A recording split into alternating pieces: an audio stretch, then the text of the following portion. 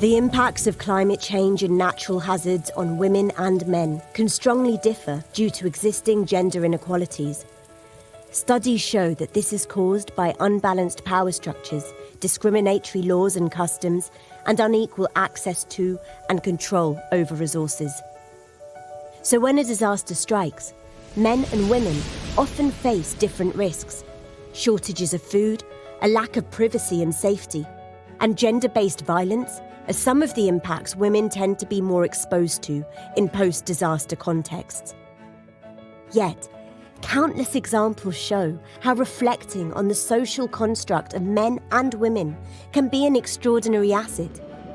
In the context of the Hurricane Mitch in Central America, women have been taking an active role in what are traditionally considered male tasks in responding to disasters and have considerably enhanced the resilience of the people.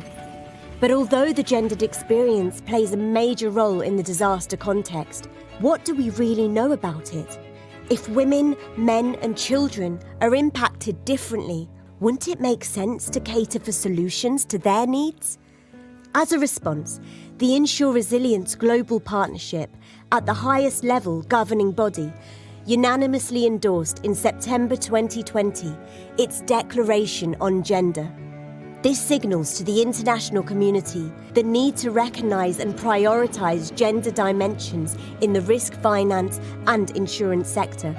To do so, the partnership established a unique platform for coordinating efforts. Welcome to the Centre of Excellence on Gender Smart Solutions. Our platform generates and collects the latest research, emerging good practices and effective strategies, thereby creating an evidence base by sharing knowledge and expertise easily accessible to all. We also put forward demand-based guidance and develop toolkits to support you in your activities. We create new opportunities. By providing information on available scholarships and leadership trainings, we strive to unlock the existing potential across the globe to redress gender issues. Our platform will serve as a focal point of a new worldwide community. This is the place to meet and share your experiences through seminars and events. Together, we can be the agents of change. Join our global platform and harness the extraordinary potential of the gender-smart approach to the climate and disaster risk finance and insurance sector.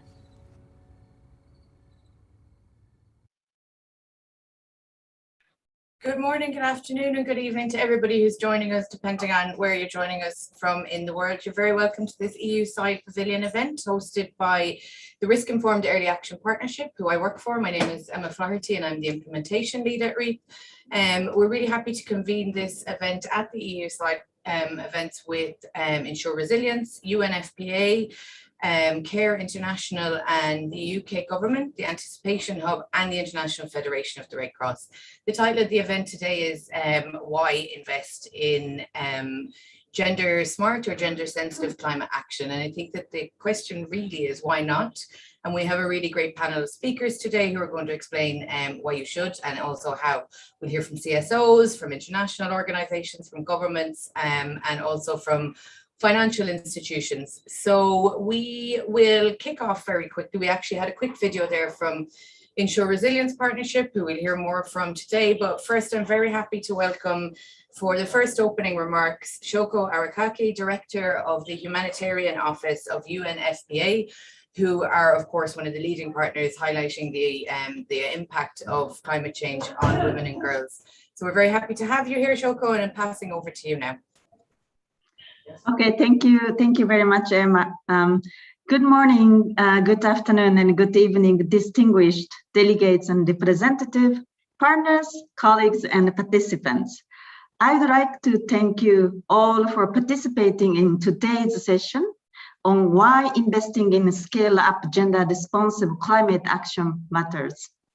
This event will indeed mark another milestone for advancing gender responsive in our action to reduce disaster risks and adapt to climate change. Climate action requires collective action, girdling local, regional, and global actors at all levels. We are living in a time when climate-related disasters are predicted to push an additional 100 million people into extreme poverty by 2030.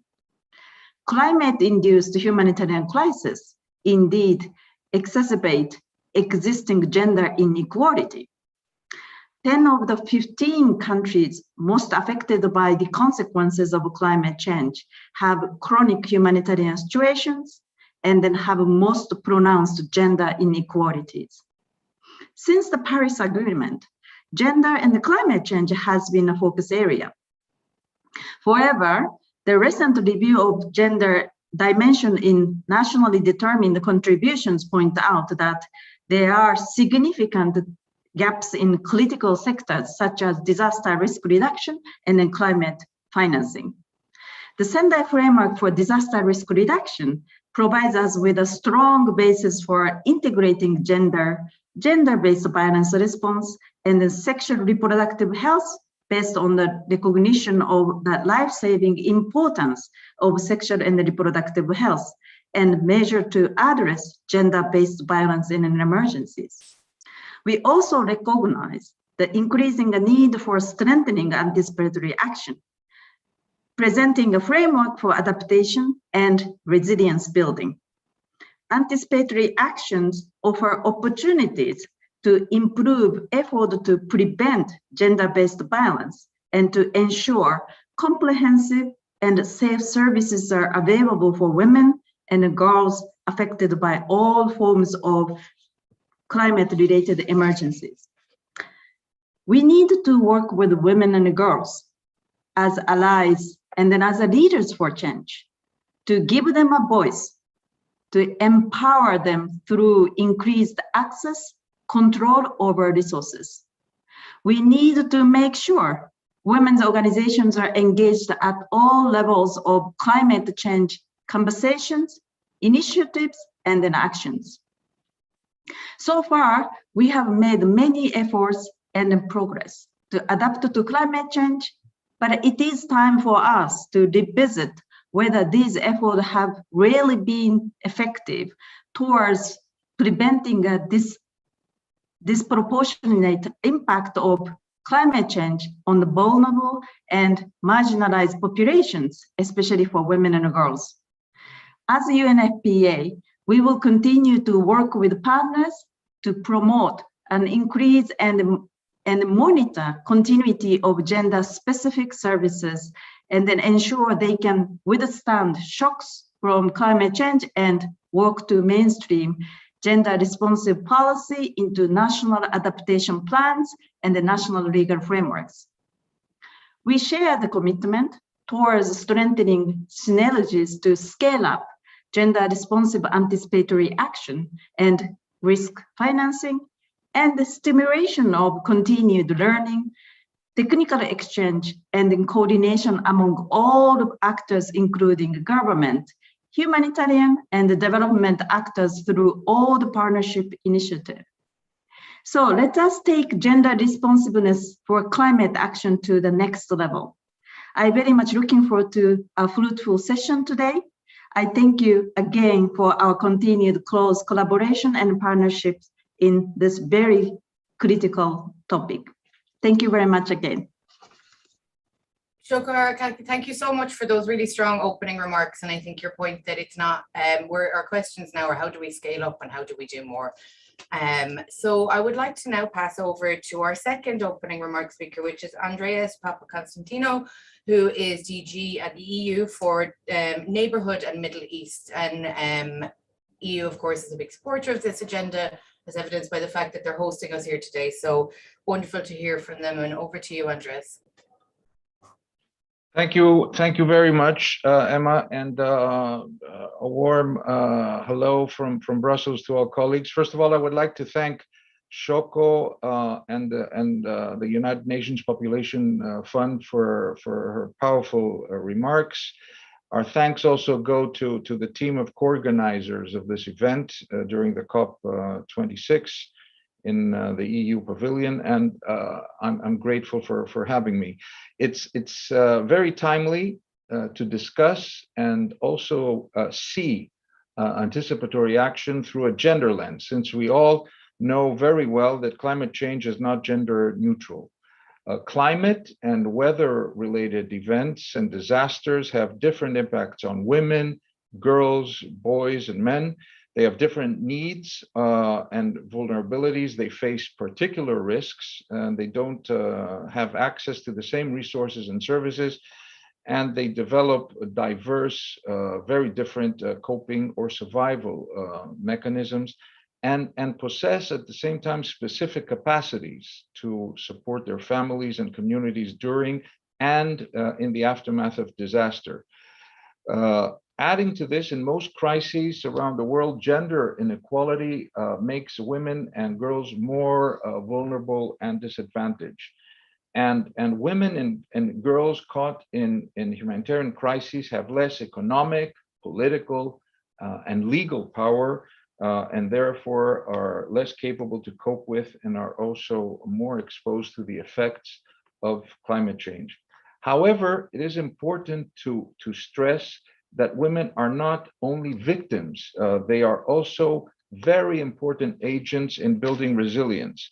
At the same time, we know that that anticipatory action can help bolster the resilience of communities, including forcibly displaced groups in regions that are vulnerable to climate change. Today's event is an excellent opportunity to discuss how to scale up gender responsive climate action with a particular focus on AA, on our anticipatory action.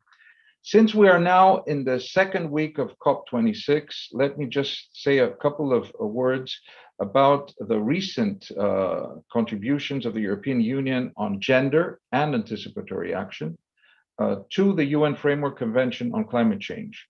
In the lead up to COP26, the European Union and its member states provided its communication in line with the Paris Agreement requirements on the latest developments on climate adaptation at the EU level, in particular highlighting the 2021 EU Adaptation Strategy.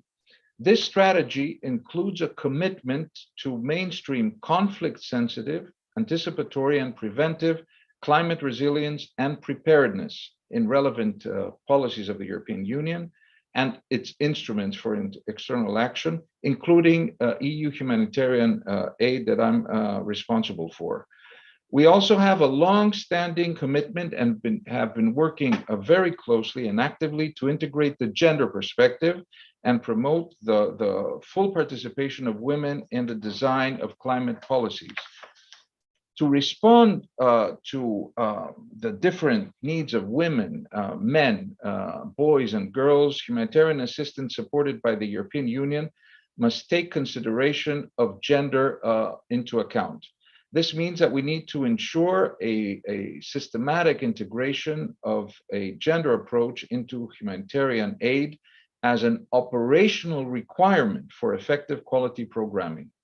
And we are also integrating multi-hazard preparedness and anticipatory action in humanitarian aid as a means for a quicker and more effective response. We firmly believe that investing in anticipatory action is crucial to reduce overall humanitarian need. So as the European Union, we have a range of tools to fulfill our commitment to integrate a gender approach and anticipatory action. We have a set of policies in place on gender and protection, as well as a humanitarian gender and age marker, ensuring that gender considerations are integrated very well in our programming.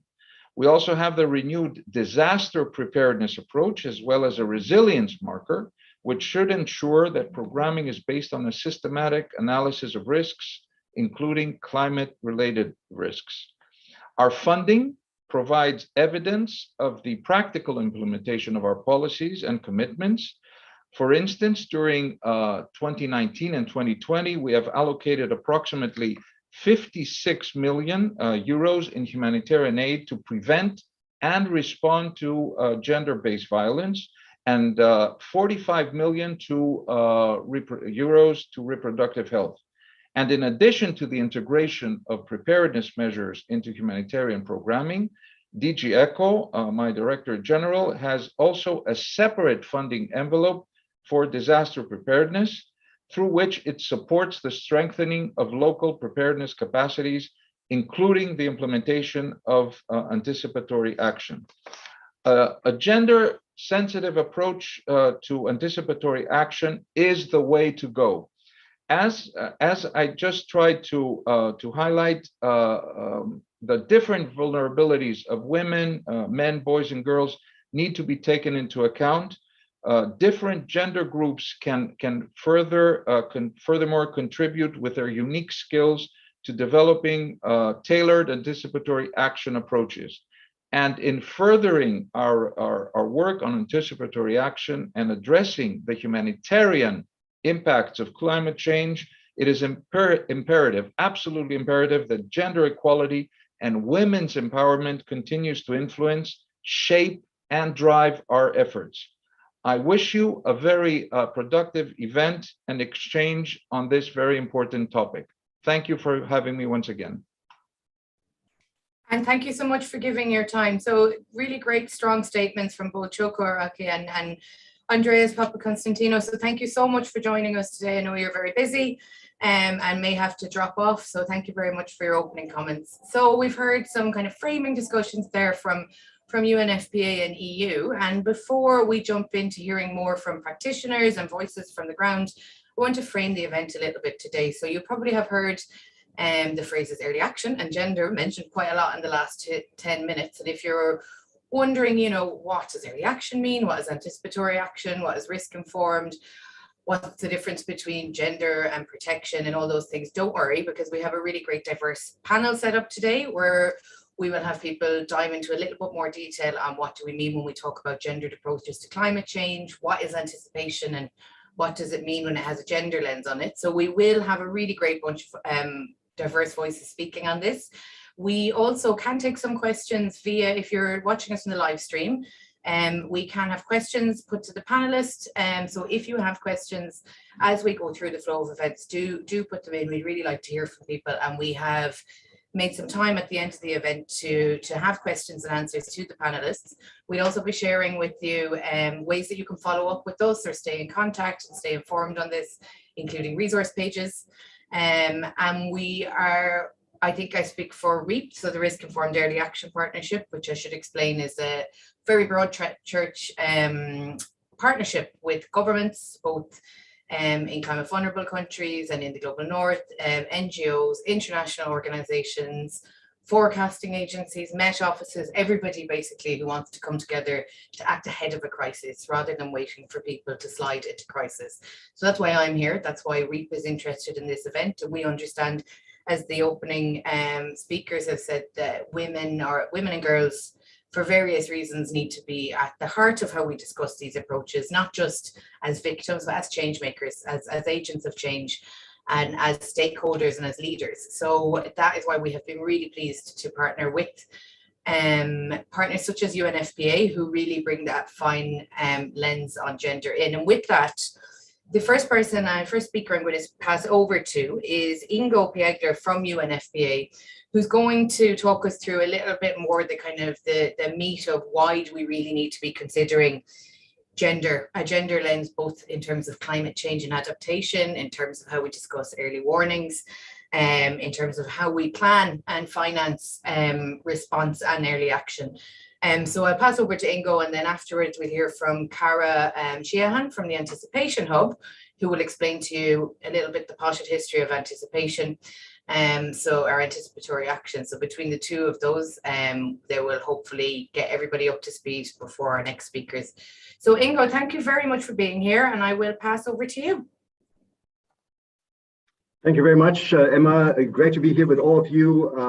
And yes, we would like them to focus right away onto the topic. Why is gender so important in climate change adaptation discussions? We all know that climate change is a multiplier of existing vulnerabilities, including insufficient access, to save water and improve sanitation, food insecurity, and impacts on access to health, care, and education.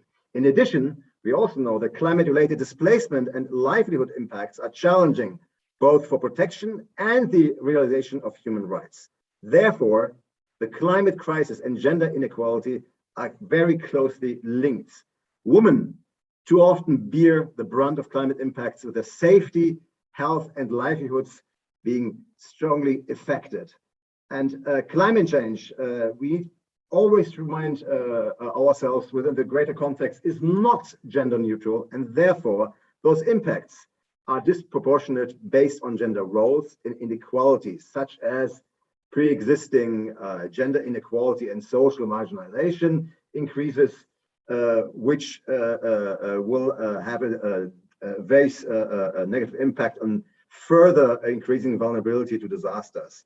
At the same time, climate change amplifies gender-based violence risks, including increased poverty, household tensions, and community conflicts. When families are unable to meet their basic needs, the risk of child marriage increases significantly for girls. We call this unsafe coping practices. Displaced women and girls may also lack access to sufficient food to feed their families, increased risk for sexual abuse and exploitation as well. In short, climate change exacerbates dispossession, marginalization, and discrimination of women and girls in affected communities. Therefore, we believe that women and girls have different adaptation needs, as it was set out at the beginning of our session, depending on their roles in families and communities.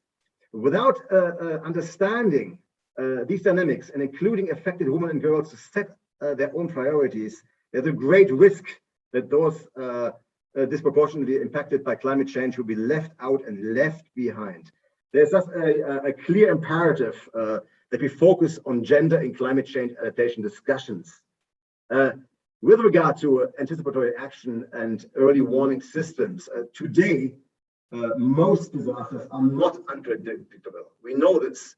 We have the ability to predict the timing, impact, and likelihood of disasters using forecasting systems and models. AA, anticipatory action, allows communities to act in advance of disasters as soon as the warning system is triggered. Women and girls' involvement in the development and management of early warning systems has specifically been shown to reduce the impact of disasters, as reducing the risk of and better responding to GBB before, during, and after disasters requires the full engagement and leadership of women and girls at all levels. To make AA and related early warning systems efficient and effective, these processes therefore must be fully inclusive. It is thus very important that all stakeholders, including women and girls, should participate in the process, including needs assessment, protocols, and prioritization of interventions, as well as the prioritization of funding to help gender being better included within the climate change adaptation programs. In addition, a gender lens is of course important for evidence-based anticipatory action and early warning systems establishment that allows collection, analysis, and a clear interpretation of data with solid gender considerations. Gender disaggregated data is therefore important for monitoring and evaluation of improving the process as well. Therefore, we believe that stronger data systems for assessing climate vulnerability and adaptive capacity remains absolutely crucial in informing targeted policy interventions. With regard to climate change and health with gender perspective, well, historically, discussions around climate change and sexual and reproductive health and rights have rarely occurred in the same spaces, even at previous COPs. However, there is growing evidence, very strongly growing evidence, of the impacts of climate change on SISR and the linkages between them. So we had, as you know, at the COP build-up event on the 19th of October, a UNFPA co-convened high-level session on climate change and sexual reproductive health and rights, SRHR. This significant event brought together over 800 participants, and we had yielded altogether an action-oriented SRHR and climate adaptation communique endorsed by all co-conveners. It's very important to note here that this session was the first ever major event that sought to provide guidance on programmatic approach to the work on SRHR and climate change linkages. The key takeaway here is that responding to climate change requires health systems strengthening, including for SRHR services, and stronger and much more sustainable protection services for GBV responses. We need to ensure here that better preparedness and response in emergencies in order to have and to meet the SRHR needs for those who are affected or displaced by climate crisis.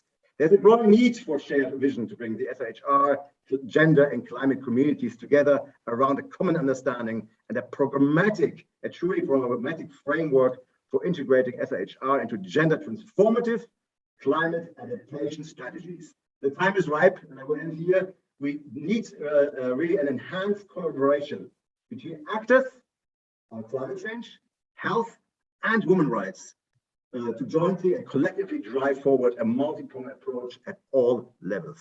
Thank you very much, and I hope I was not all too long. Thank you, Ingo. You went a little bit over, but we'll forgive you for because you give us such an energetic and inspiring opening. Now I'm going to pass over to Cara Sheehan, who is the head of the Anticipation Hub, but prior to that was one of the people really pushing and innovating anticipatory action at IFRC, and is a founding member of the Early Action Focused Task Force. So the best possible person that you could have explain what is anticipatory action, why should we do it, and how in particular can it help support and protect women and girls. So over to you, Cara. Thanks, Emma, and may I say how delighted I am to have so many anticipatory action, early action sessions across the COP sessions and across the zones as well. So thank you also, Reeve, for making these sessions happen and getting us together. So I think Ingo already mentioned a lot of the things that I wanted to say, but I think it would be good to just unpack again conceptually what is anticipatory action. So anticipatory action is an approach that seeks to reduce the negative impacts of disasters by providing assistance to at-risk population ahead of a predicted crisis. It systematically translates early warning into anticipatory action by combining forecasting and risk analysis with pre-approved plans and pre-arranged financing. And what does anticipatory action look in practical terms? So it can be cash-based assistance distributed ahead of a flood peak for families to buy food and evacuate their livestock. It can be also a way to protect the elderly and children against respiratory disease with winter gear in anticipation of a severe cold wave. And we have also learned that throughout the experiences gathered by various agencies working on anticipatory action, that anticipatory action is a faster, more efficient, and more dignified way of delivering humanitarian assistance. I think this is already mentioned before, but again, we have to also highlight that anticipatory action is not only limited to climate-related events, and there's a lot of exploration and work being done, for example, for epidemics and conflicts, but most of the hazards for which the approach is used, such as floods, droughts, or extreme winter conditions, are climate related. And of course, with the frequency and intensity of these events becoming expected to increase, anticipatory action will be needed much more. And we need to do more, and we need to do it better, and we need to come together to support this approach. It is currently implemented in more than 60 countries by the Anticipatory Action Task Force, which consists of IFRC, OCHA, WFP, FAO, and the START Network.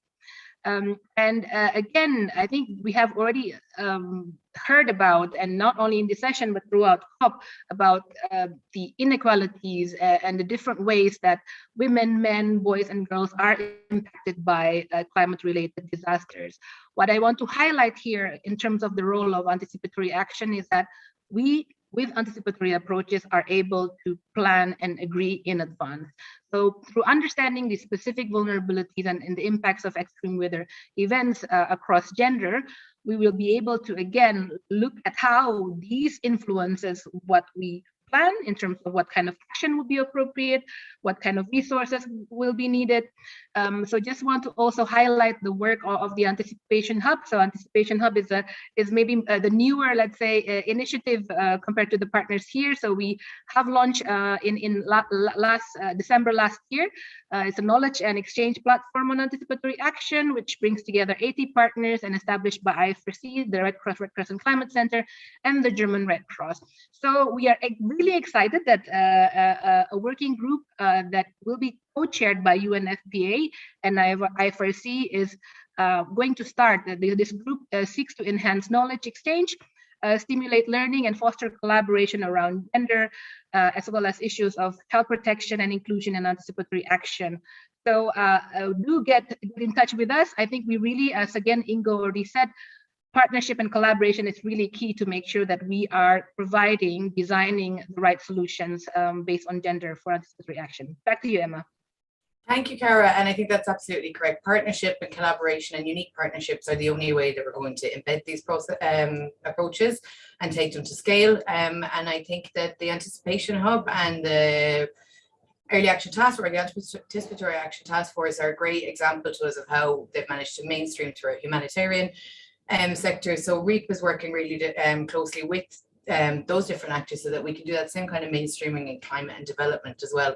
And partnerships, partnerships is at the heart of it, or else we're just going to continue to do ad hoc interventions that don't provide us with systemic change for women and girls. So I'm now, on that note, going to go over to our third speaker, who is Bipal Nopan from the Nepal Red Cross. And it would be really great to hear from you. From Nepal as a country with a lot of experience in gender sensitive approaches.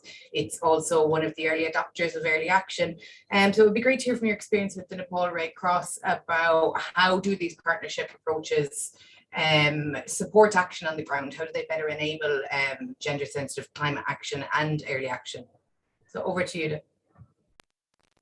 Thank you, Emma.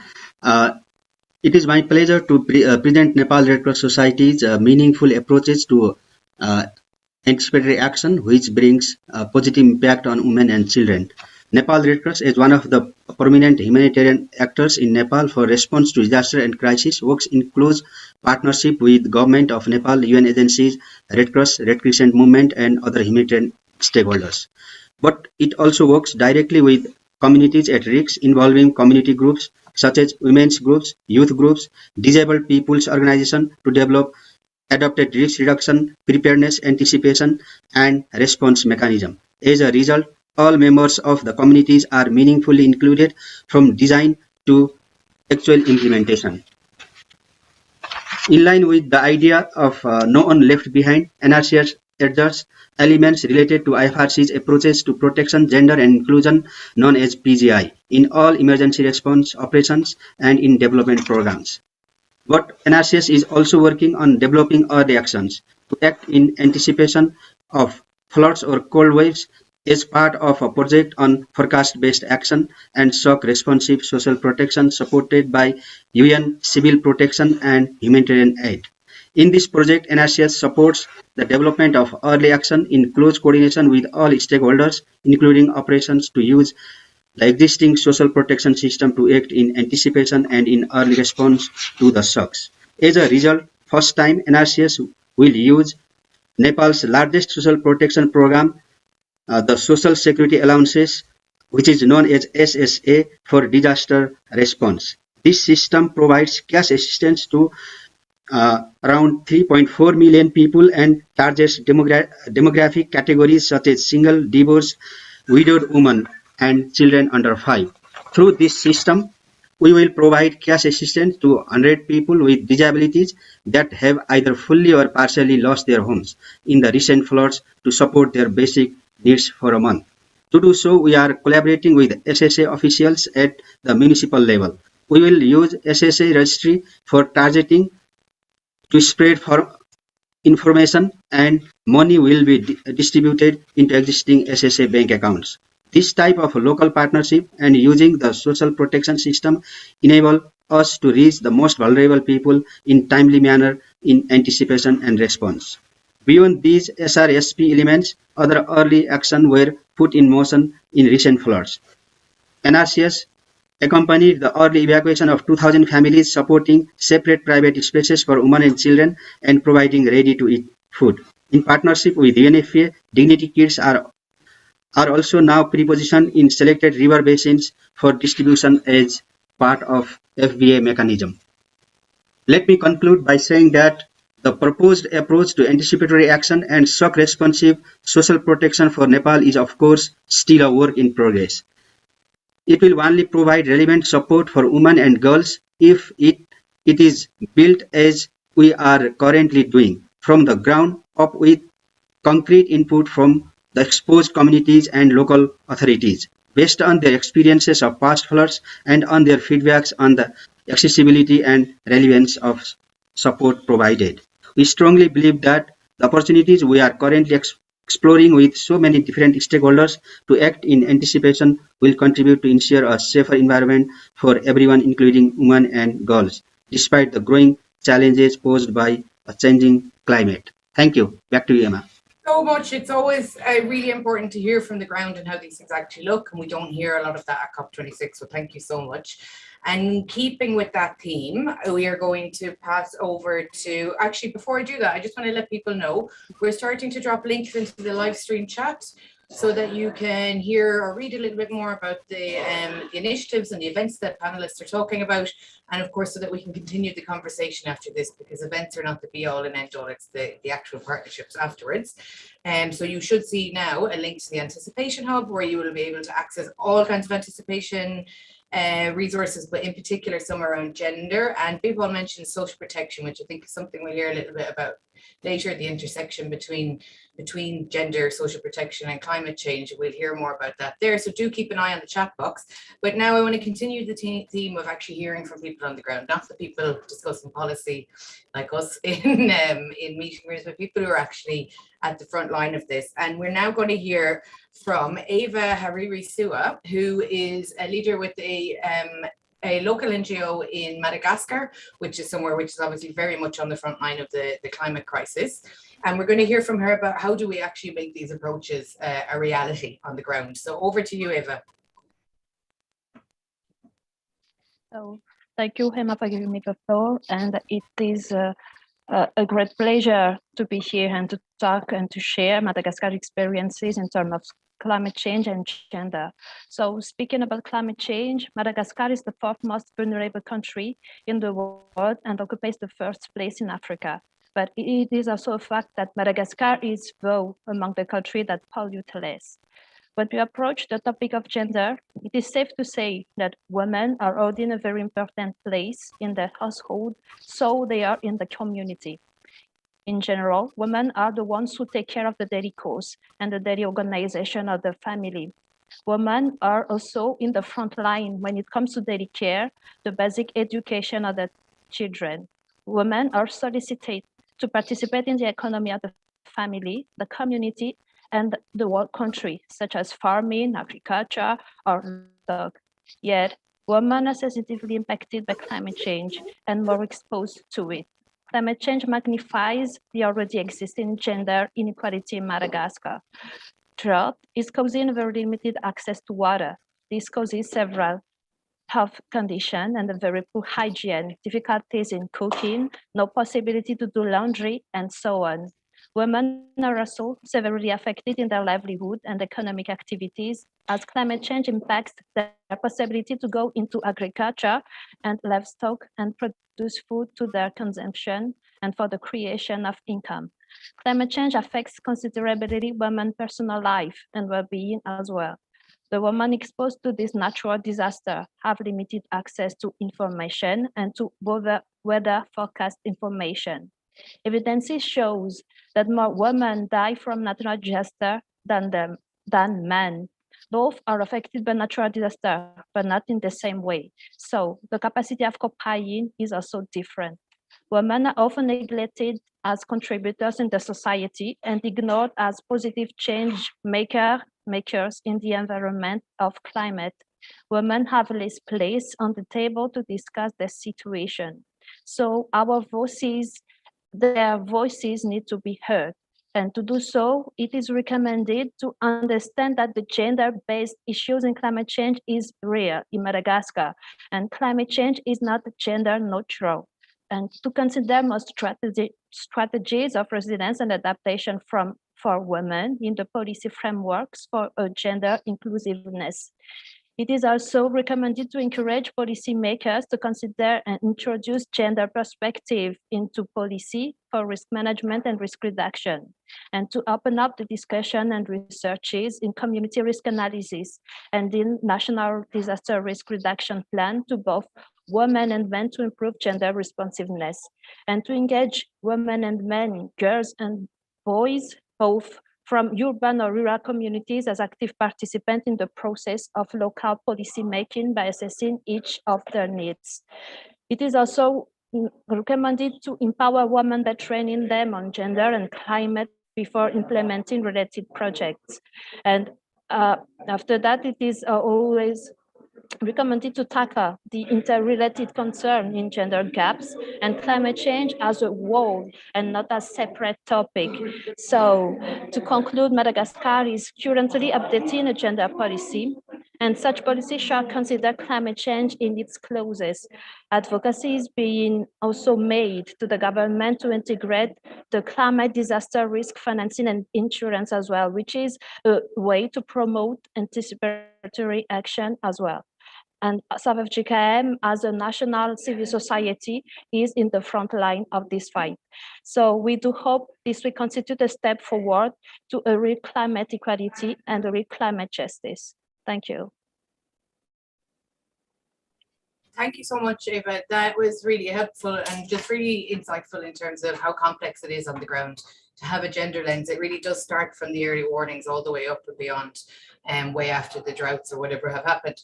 And I think that this gap between policy making at a global level and what people need and what people want at the ground level or at the most affected level is something that is an issue across all of climate change adaptation policy, across humanitarian, and it is something that is really apparent of, or the COP is often criticized for. So it's really important to have this perspective. But also our next speaker, Chigonde Chavuta from Care International.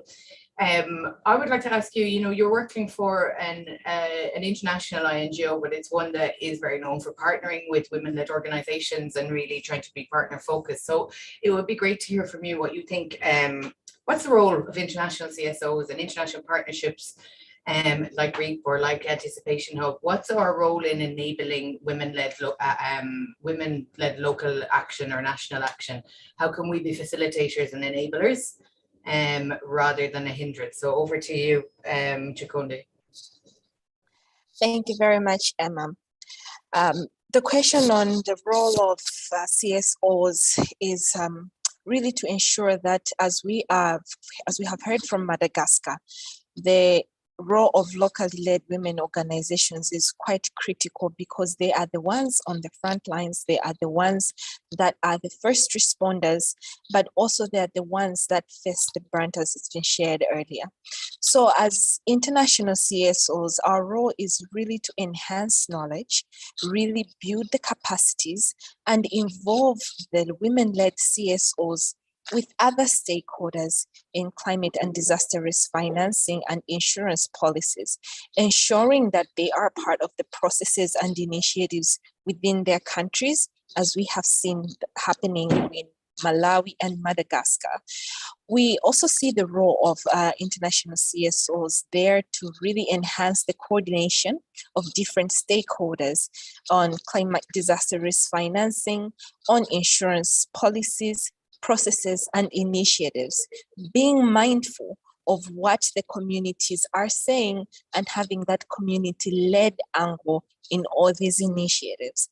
It is also important that as international CSOs, we ensure that the insurance products that are being developed and other initiatives that are there are really being farmer-driven by really having comprehensive information on the model of the insurance products or other initiatives. And as international CSOs, really building that information gap by providing that comprehensive information package that they are guided and make informed decisions. With that, it will really lead to having continuous lobbying for women and young people to be part of approaches on climate disaster risk financing, and if it's anticipation all the way up to response. As international CSOs, we really work on building the capacity of these organizations to ensure that their skills are strengthened and they are present within the spaces that decisions are made that really affect them. And we really are there to also ensure that we promote collaboration and partnership that should be there between private entities and women's groups to ensure that the products are women-led and they are gender smart and gender sensitive. We would really also ensure that we have climate finance that is being channeled to local institutions by deliberately targeting locally led women organizations to promote locally led actions. This is also there by ensuring that we are providing grant as a model and providing the evidence from that to other stakeholders to also adopt the women-led, locally led action. Whether we're working on ending the GBV pandemic, or that we are mobilizing resources to meet gender needs, or scaling innovations for more cost-effective community-led solutions are the way, and they are making sure that women and girls are accessing rapid onset emergencies, but are also being part of anticipatory actions. We will go further and faster when we work together. Partnerships are really key, especially working with women-led and women's rights organizations, ensuring that the climate financing needs are in the hands of those women. As CARE, we'll continue with our partnerships with women-led organizations and community-led organizations so that we continue the momentum of thinking big and being bold, because the scale and agency of the challenges that women and girls are facing demand it, and we can all do it together with a multi-stakeholder approach. Thank you. Thank you so much, Chugundi. That was really interesting. And I think that the phrase being big and thinking big and being bold is really, really appropriate, because the scale of the issues that we're facing, whether we're talking just about climate change or just about gender inequalities, is really massive. So the level of our ambition and how we address it has to be as well.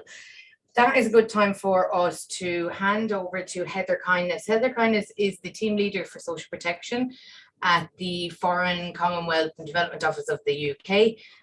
So Heather is obviously working on social protection, but also works with us in REAP a lot, collaborates with us a lot in terms of how do we link these things. When we talk about scale, social protection has to be part of the solution. So I would like to hear from you, Heather, what kind of, coming from a donor perspective or a donor country perspective, what do you see as some of the emerging opportunities that we have to scale up gender smart approaches in both climate action and early action? Brilliant. Thank you very much, Emma. So thanks, everyone. It's fantastic to be here. As others have said, we know that crises are gendered. So women, girls, marginalised people, especially the poorest, are disproportionately impacted by climate change. They lack the resources, the assets, and the networks to cope well with shocks when shocks happen. But they are also critical leaders and agents of change in climate action. The UK is committed to driving gender responsive climate action, supporting the implementation of the UNFCCC Gender Action Plan that was agreed at COP25. We've also recently joined the UN Women Convened Action Coalition on Feminist Action for Climate Justice.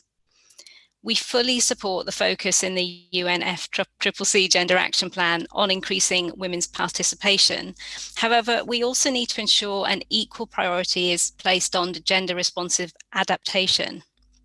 To this end, I'm going to focus a little bit on the opportunities presented by social protection in delivering gender responsive climate action. So why social protection, we're all asking ourselves? Well, social protection systems are a fundamental part of the response to crises. We saw this in the COVID-19 pandemic. There was an unprecedented scale up in social protection measures to help people cope with the economic impacts of the pandemic. But there's also an increasing recognition that social protection is important for climate action. It builds resilience to shocks and it protects people when disasters happen. but it also has the potential to empower those who are disproportionately affected by climate change, women and girls and other marginalised groups. The other key thing about social protection is it's an accelerator of gender transformative change. It empowers women and girls, it reduces their poverty and vulnerability to shocks, but it also can increase women's economic opportunities, it helps get girls into school and learning, and it can reduce gender-based violence. But it is often underused and often not deliberately designed to deliver these gender impacts. It needs to be, that needs to change. Yesterday in the UK Pavilion, the FCDO hosted an event on protecting the hardest hit that looked at the crucial role of gender responsive social protection in climate action. The event showcased how social protection can address the gendered impacts of crises and build climate resilience. It's a double win.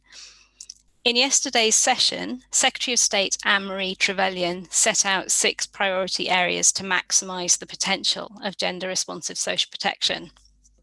First, we need to expand social protection systems in order to build the resilience of people before crises hit and help people cope with shocks when they happen. Second, we need to integrate gender equality and social protection into climate change policies, and vice versa. This includes investing in better data on the gendered impacts of climate shocks. Third, we need to create clear links between social protection and climate and disaster financing, making sure this financing is gender responsive across the board. Fourth, we need to coordinate better across social protection, climate, disaster, and gender actors, and also coordinate better across agencies at the international, national, and local levels. Fifth, we need to invest in evidence on the role of social protection in gender responsive climate action.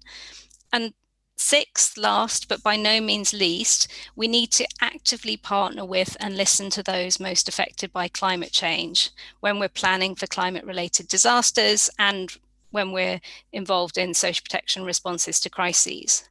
This means engaging with women's-led organisations, with organisations of people with disabilities, and with youth organisations. So just let me sum up quickly with those 6 things, what we need to focus on. First, expanding social protection systems. Secondly, integrating gender equality. Third, linking those financing across the different sectors. Fourth, coordination. Fifth, evidence. And sixth, as many of the panelists have already said, what's really important is participation of those most affected by climate change. Their voices need to be heard. Thanks very much. Thank you so much, Heather. I think that, yes, I mean, it's really helpful to hear those messages, and I think that it's really an emerging area of discussion. How do we link these 3 areas, climate action, social protection, and gender lens? And I think that it's a conversation that should gather pace. Heather has mentioned some resources there, and we will continue to drop some resources in the chat box, and also at the end of this I will let you know how you can get in contact with us so that you can tap into all these different networks that we're talking about. So we've talked about different things that are really important to, and we take it as a given that that you, if you're listening to us for this long, that you accept that there has to be a gender lens on climate action and anticipatory action, and it's not a case of should there, it's how do we do it and how do we take it to scale. And I think that some of the things that have come up have been a need for enabling leadership, putting people at the center, need for collaboration and partnerships, and a need for a real examination and frank understanding of the intersectional nature of these vulnerabilities. And financing has been mentioned. And we don't want to focus too much on it because we know that, you know, that these power structures and these different structural issues are really important. But at the end of the day, without the financing to change the way that we look at things and change the way that we fund crises, this is all just policy and discussion, and nothing changes for women and girls in the most climate vulnerable countries. So no pressure for our colleague Tuga, but Tuga from the Ensure Resilience Partnership is now going to talk through some of the resources and tools and evidence that is available for you to take to learn more about this approach. And there's probably much more than you think there is. So we'll pass over to Tuga. Thank you, Emma.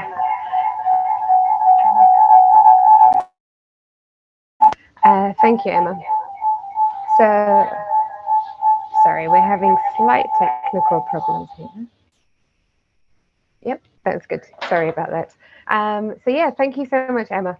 Absolutely, and actually what I'll do is I won't repeat anything that, I'll challenge myself not to repeat anything anyone has said. I think that there has been a very strong case made for the need to take a gender-focused approach in the work that we are all doing. In my case, I'm working for the Issue Resilience Global Partnership. We're working on the scale-up of climate disaster risk finance and insurance. We have over 100 members, and we have a common vision. We have a number of indicators, but our overarching vision is that 500 million people will be covered by climate disaster risk finance and insurance by 2025. And a cross-cutting objective across all our work, across the work of all our members, is gender mainstreaming.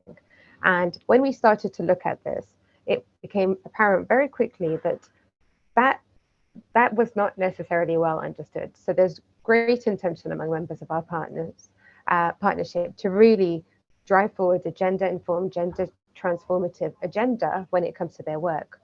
But what we found is there is limited guidelines, there's limited understanding. One of the things that's come through as I've been listening today is this very shared understanding that the reason women might be more vulnerable, the reason there is a differential impact of climate on people of different gender, people of different social groups, is because of a set of very complex conditions. It's not because of some biological sex factor that means that people are more vulnerable. So as a first step, we need to understand that. And then secondly, we need to understand where the entry points are to address those gaps and where there might be challenges.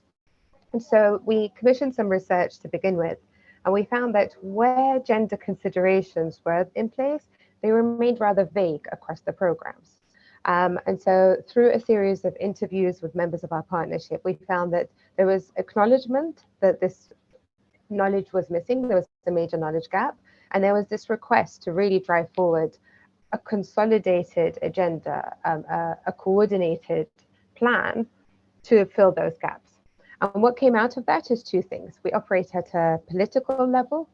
So we have a governing body called the High Level Consultative Group, which is comprised of ministers, heads of UN agencies, heads of NGOs, academia, and private sector, all the groups that are in our partnership. And they basically pass the Declaration on Gender. But then within those principles to drive forward to achieve the Declaration on Gender, we have established a Center of Excellence on Gender Smart Solutions. I know we're running out of time, so I can't go into too much detail on this, but what I would say is in about 30 minutes, we will be launching the Center of Excellence on Gender Smart Solutions Live. There is no platform that exists at present that does what the Center does. We soft launched it a year ago, and since then we've already had a wealth of contributions from our members. And we've been overwhelmed by the actions that have been already put forward under the Center of Excellence, and also the research and guidance that it has provided. We also have scholarship programs. We also have a community of practice. And I would love to talk more, but I think the session ends quite promptly on the half hour. So what I would love to say is I wish I could tell you more, but please do come to the Center of Excellence launch. I think the link to the event has been posted. It takes place in 30 minutes. I urge you to come because this is not a session where we will be talking at you. This is a call to action. This is a call, an invitation. We need to do this together. And I'd first invite the speakers and anyone who's listening to please join us in our quest. Thank you, Emma. Thank you, Tuga, and I'm very sorry for first of all interrupting you at the start and then policing your time. And so we are very close to the end now, and I would also really encourage people to join the session that Tuga has just mentioned. You've heard the wealth of resources that are available through that centre, and that's just the tip of the iceberg. You've heard from the Anticipation Hub, you've heard a little bit about REAP. And there is so much out there. There are so many colleagues waiting to share learning or hear from your learning. There are so many resources out there for people who want to take more of a climate lens on their gender work and vice versa. And we really urge you to join the conversation. So in the chat box now, our very patient content moderator, Chiara, will be putting my email address.